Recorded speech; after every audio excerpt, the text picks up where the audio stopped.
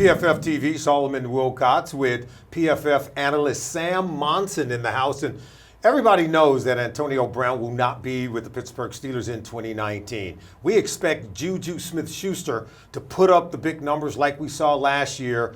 But Sam, where is the other production going to come from? I don't think they could expect to get it from just one guy. It may have to be spread across a multitude of guys, but I do believe that Donte Moncrief is going to have that breakout season that will at least help to replace some of the production lost in the absence of Antonio Brown. Yeah, it's interesting because it's the preseason, right? And this is the time where Donte Moncrief shines. Every year, right? We get to training camp every single year, and you could almost set a calendar by it. You're going to get the Donte Moncrief stories. The guy is an incredible athlete. He looks phenomenal, I guess, in shorts. Looks like a player that should break out every single year, and we just don't see it ever happen. And, if you look at his career, he's never had a PFF grade above 73.4. That's the highest he's had. That was back when Andrew Luck was his quarterback, so it's not like he hasn't had good quarterbacks throwing him the football, but he's really been consistent at that kind of level. 3 grades in and around 70, 2 more around 60, and even if you just limit his sample size in his career to times where Andrew Luck was throwing him the ball, it's still like 73, 74 in terms of grade. I just don't know if we're ever going to see him finally realize this potential. I kind of look for the younger guys instead. I go back and I take a look at him. He's 6'2", 216 pounds. He's got speed, size. More importantly, he has the ability to stretch the field. When he was playing in Indianapolis during those 4 seasons that you mentioned, we all know that T.Y. Hilton was the player of choice for Andrew Luck. Andrew Luck didn't have a lot of time in those days. That's back when the Colts had one of the most horrific offensive line with lack of protection. It sent Andrew Luck to the bench and maybe to rehab with that shoulder injury. And Donte Moncrief was one of those guys that just seemed to get lost in the shuffle when he was in Indy. Spent 1 year last season with Blake Bortles in the Jacksonville Jaguars, and we know no receiver could thrive in that offense with that particular quarterback. The Pittsburgh Steelers last year threw the ball more than any team in the National Football League. That's not going to change in 2019.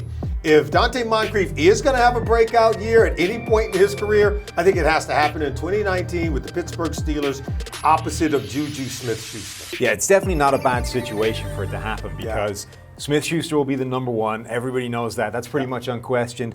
Number 2, though, is basically up for grabs, right? You've got a bunch of young receivers or talented receivers that have a chance to win that job, and he's definitely one of them. But I'll give you 2 more names that I think are more likely to win that role, right? First of all, we got the rookie Deontay Johnson out of Toledo, I think he was at. He is a phenomenal young receiver. If you watch him play his college tape, he turned guys completely around more than any other wide receiver in this draft class. It was incredible, his route running savvy and his ability just to get open, which I think ultimately is the thing that'll translate most. I would be surprised if he wasn't a better receiver than Moncrief this year, right out of the gate, just replacing Antonio Brown. And the other guy I'll give you, James Washington. Now, terrible rookie year, really ugly. But if you go back to his college tape, this was a guy who graded really well in our system. 85 PFF grade his final season at Oklahoma State. Won a lot of deep balls.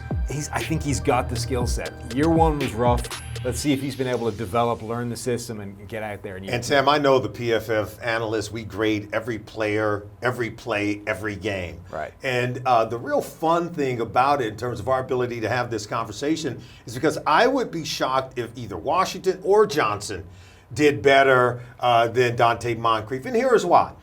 In the college game, receivers are playing football just like we do in the backyard. You run a route, quarterback's going to throw it to you. Many times the coaches are on the sideline holding up a sign, literally telling them what route to run, and they're going to run it.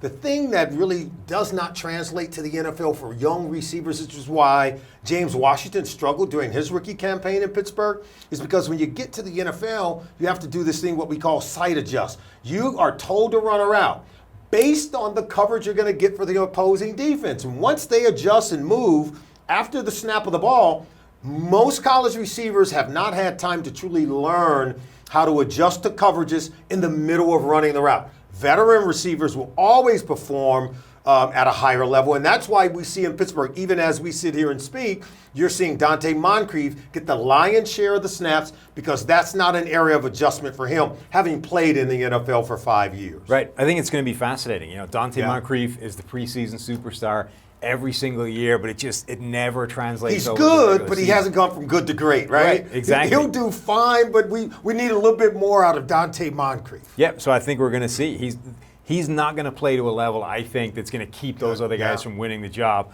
So it's really down to whether they can take those steps forward. Washington in year 2, and if Deontay Johnson is that polished in year 1. This will be a wait and see. One guy who I know will be a number 2 option for Ben Roethlisberger within that offense, look for tight end Vance McDonald to get throws targeting him, where I think he'll be able to put up big numbers. But it's going to be an interesting wait and see for Pittsburgh in terms of who's going to get the production that is left behind by Antonio Brown. Of course, it's always fun to talk about it. Our PFF analyst, Sam Monson, is bringing it. Solomon Wilcots is here also for PFF TV. Thank you.